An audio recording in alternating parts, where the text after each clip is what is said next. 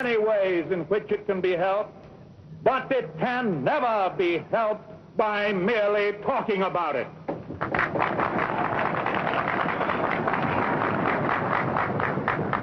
We must act quickly. And finally, in our progress towards a resumption of work, we require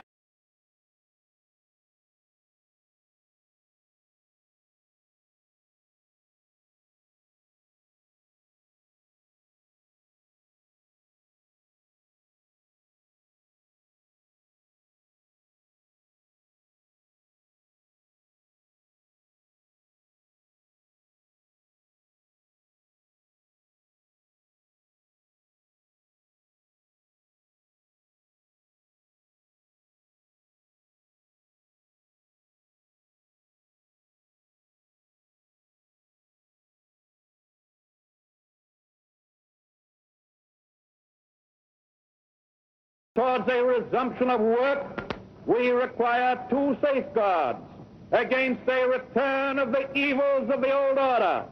There must be a strict supervision of all banking and credits and investments.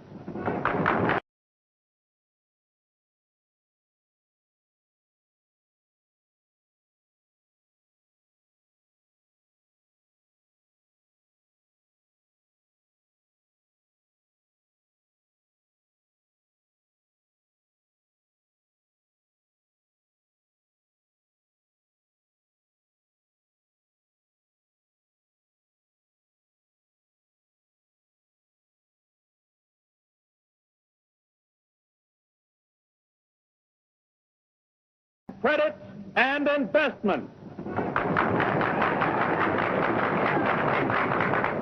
There must be an end to speculation with other people's money.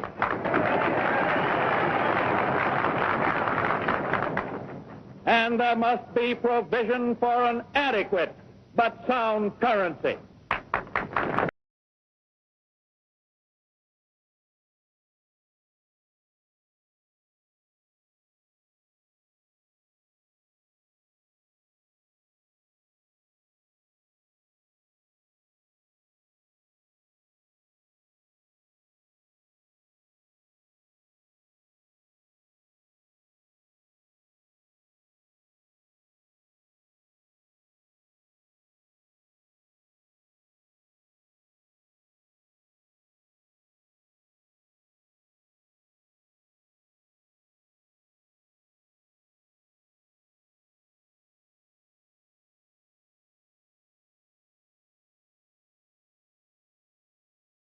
Adequate but sound currency.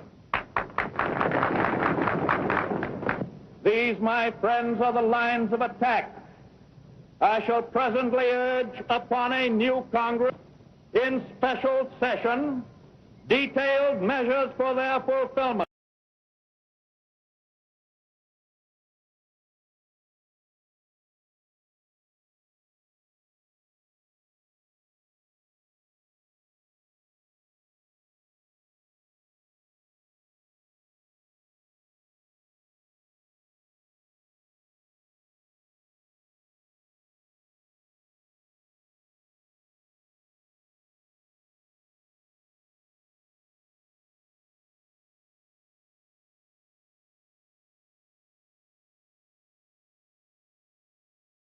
Detailed measures for their fulfillment, and I shall seek the immediate assistance of the 48 states.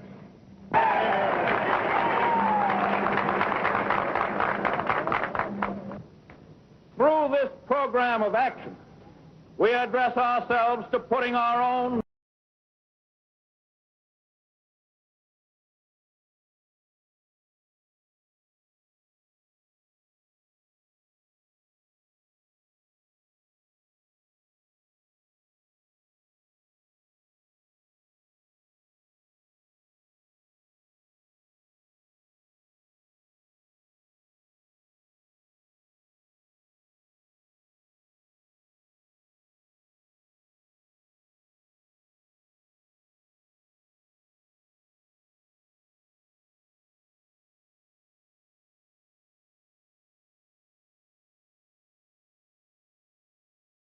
We address ourselves to putting our own national house in order and making income balance outgo. Our international trade relations, though vastly important, are in point of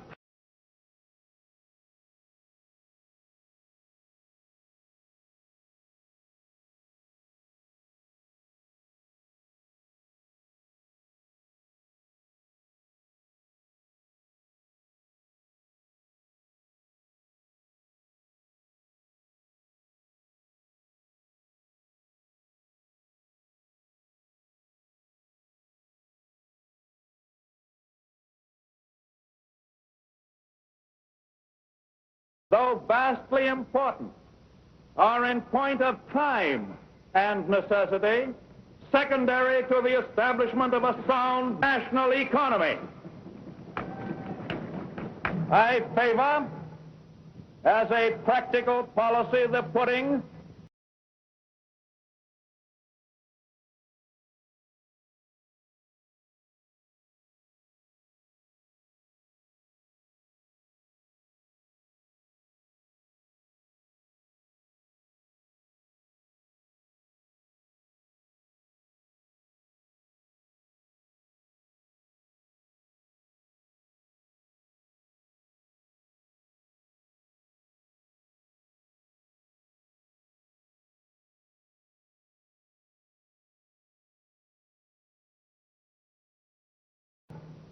as a practical policy, the putting of first things first.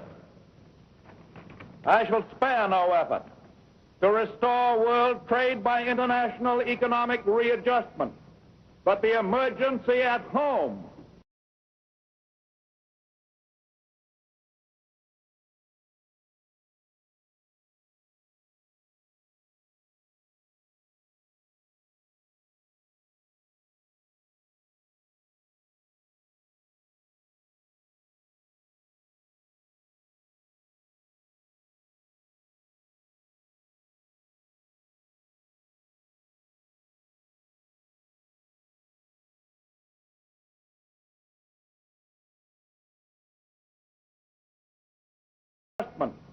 but the emergency at home cannot wait on that accomplishment.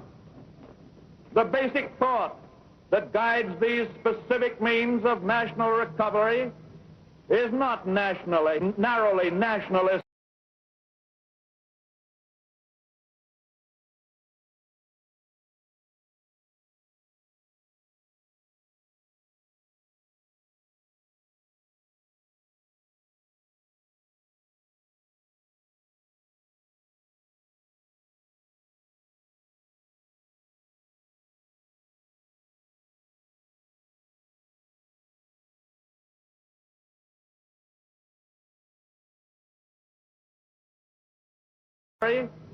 Is not narrowly nationalistic. It is the insistence as a first consideration upon interdependence of the various elements in and parts of the United States of America.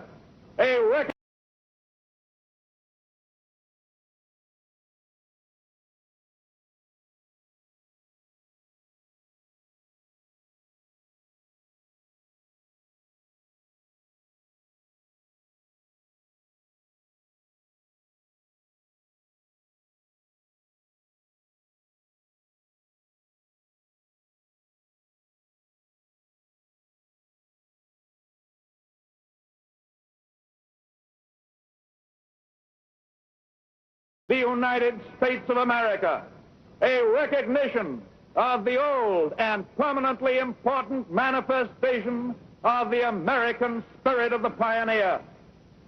It is the way to recovery. It is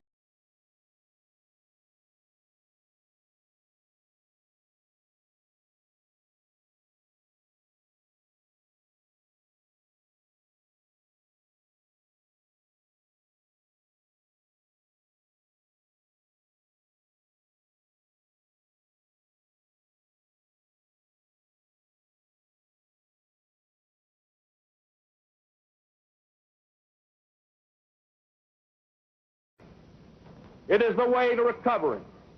It is the immediate way. It is the strongest assurance that recovery will endure. This I propose to offer, pledging that the larger purposes will bind upon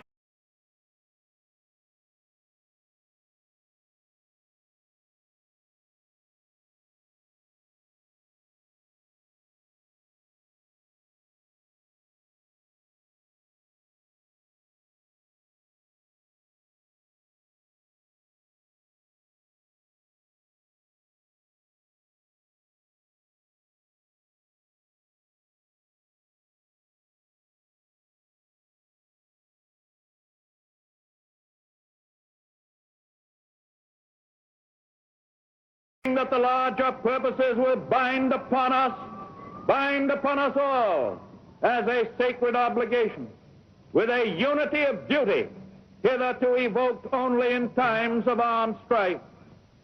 With this pledge taken, I assume unhesitatingly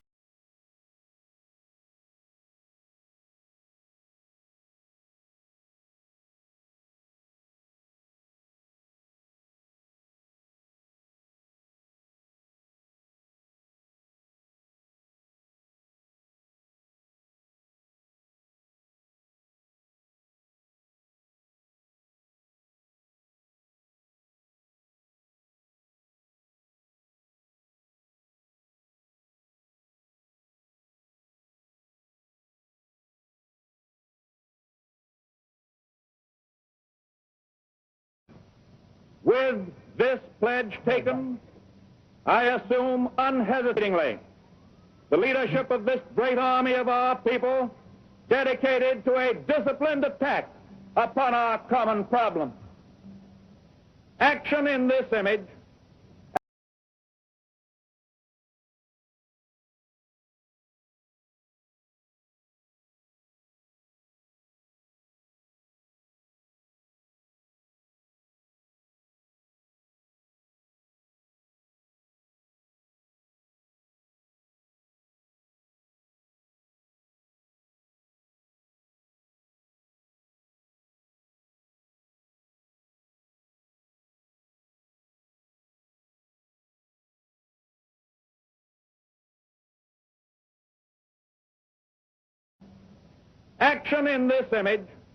action to this end, is feasible under the form of government which we have inherited from our ancestors. Our Constitution is so simple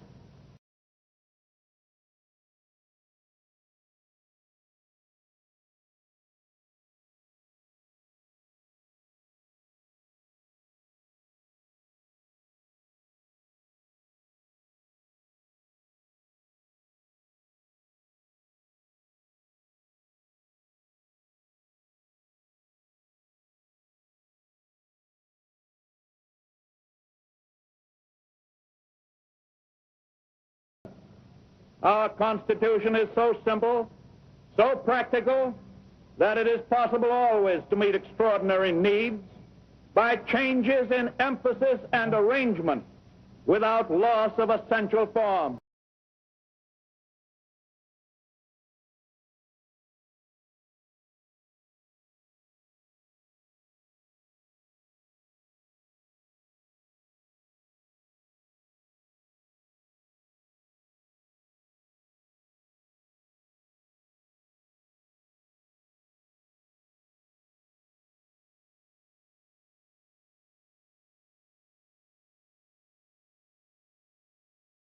Of essential form.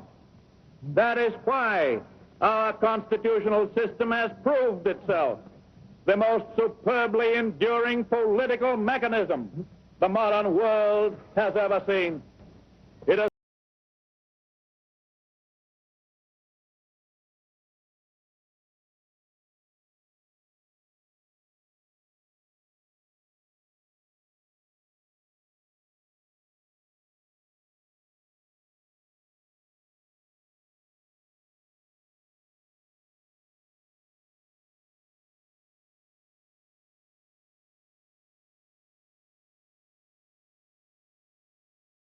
the modern world has ever seen.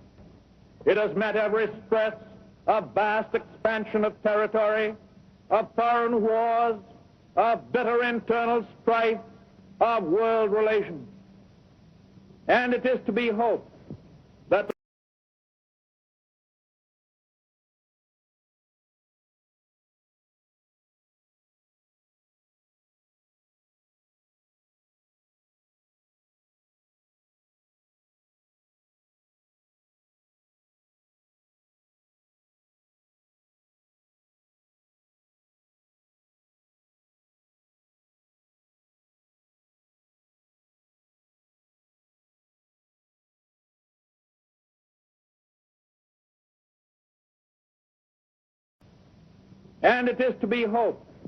that the normal balance of executive and legislative authority may be wholly equal, wholly adequate to meet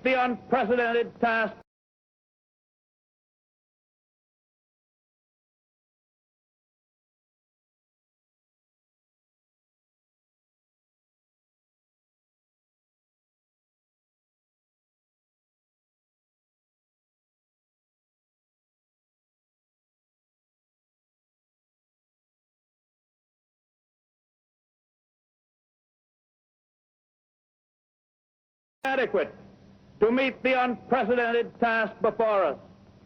But it may be that an unprecedented demand and need for undelayed action may call for temporary departure from that normal balance of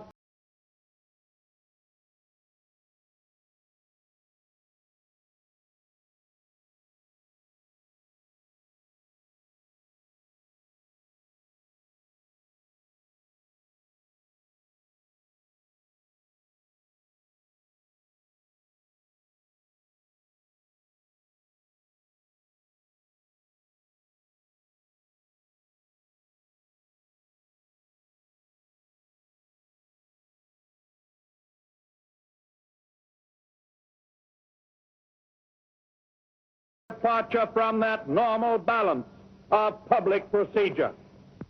I am prepared, under my constitutional duty, to recommend the measures that a stricken nation in the midst of a stricken world may require.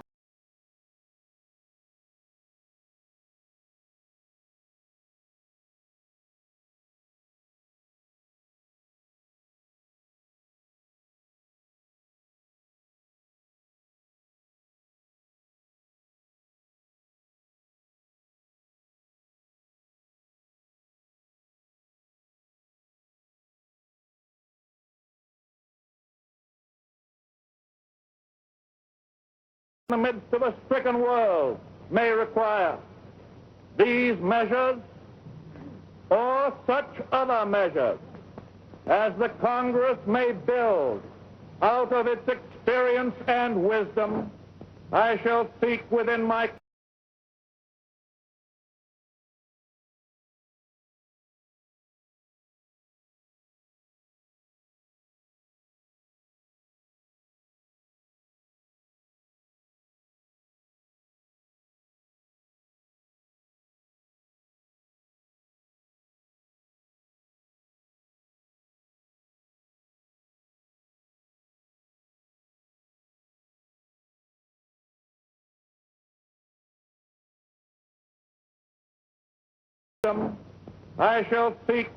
constitutional authority to bring to speedy adoption. But in the event that the Congress shall fail to take one of these two courses,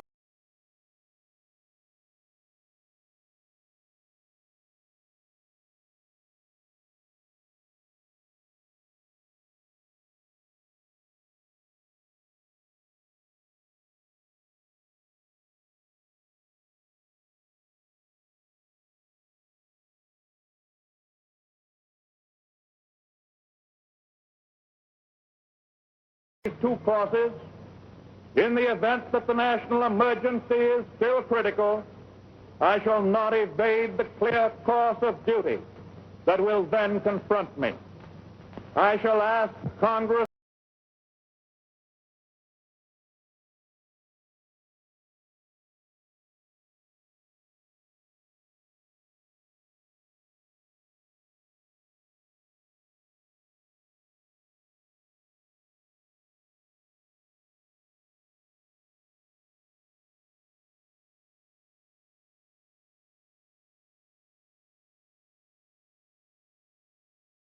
then confront me.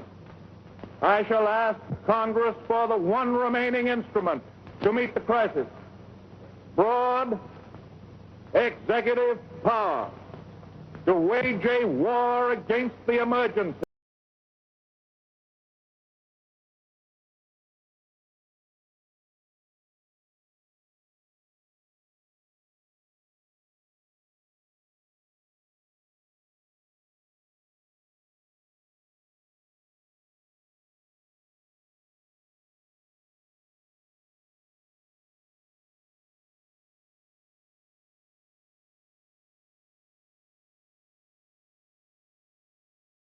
Against the emergency, as great as the power that would be given to me if we were in fact invaded by a foreign foe.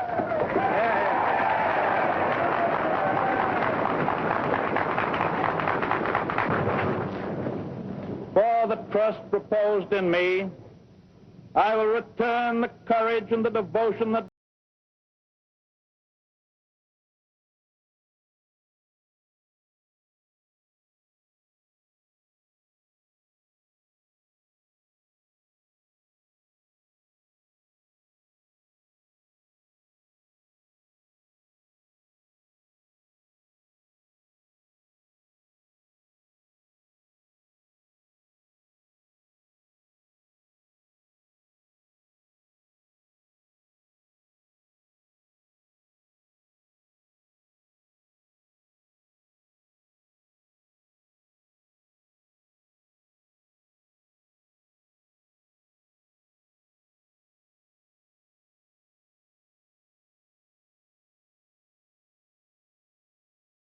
turn the courage and the devotion that befit the time.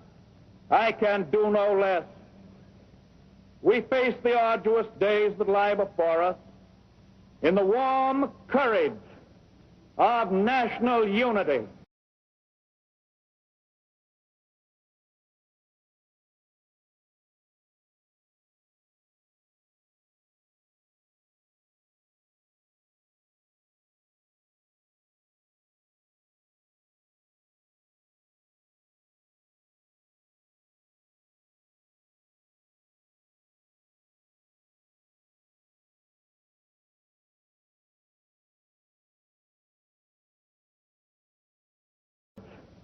Of national unity, with the clear consciousness of seeking old and precious moral values, with the clean satisfaction that comes from the stern performance of duty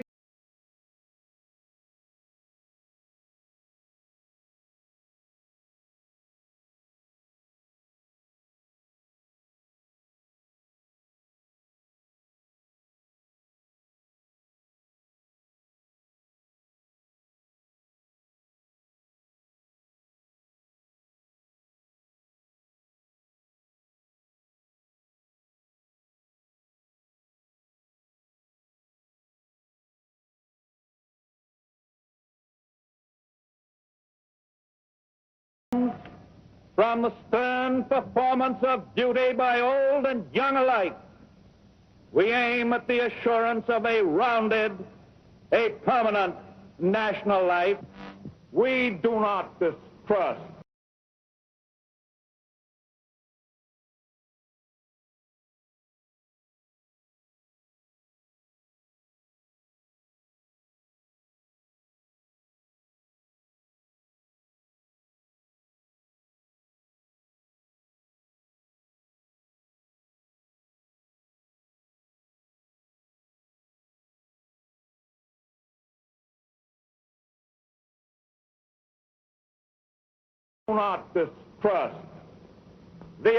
the future of essential democracy. The people of the United States have not failed. In their need, they have registered a mandate that they want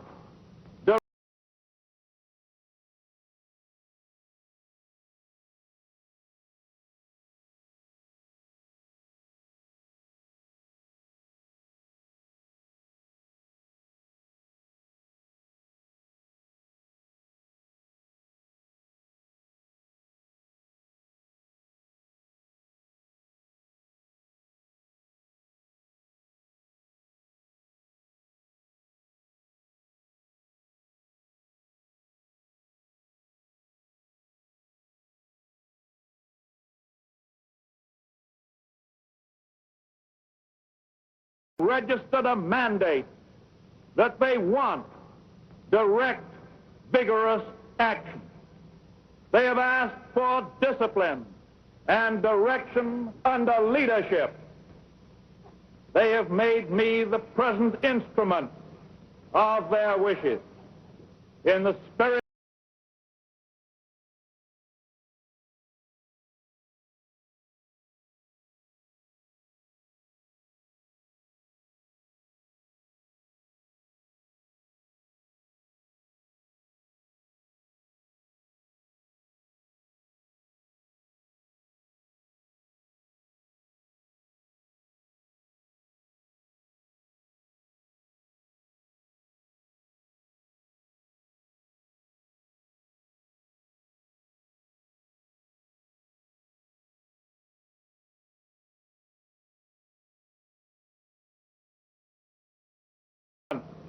of their wishes.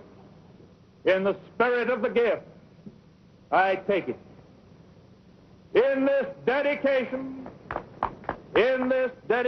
of a nation, we humbly ask the blessing of God.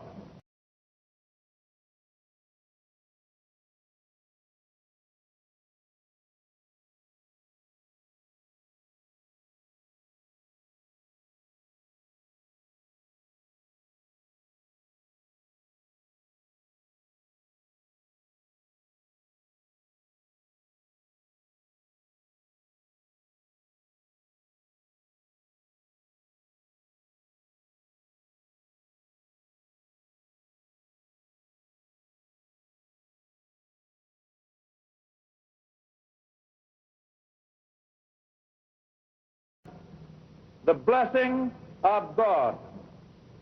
May He protect each and every one of us.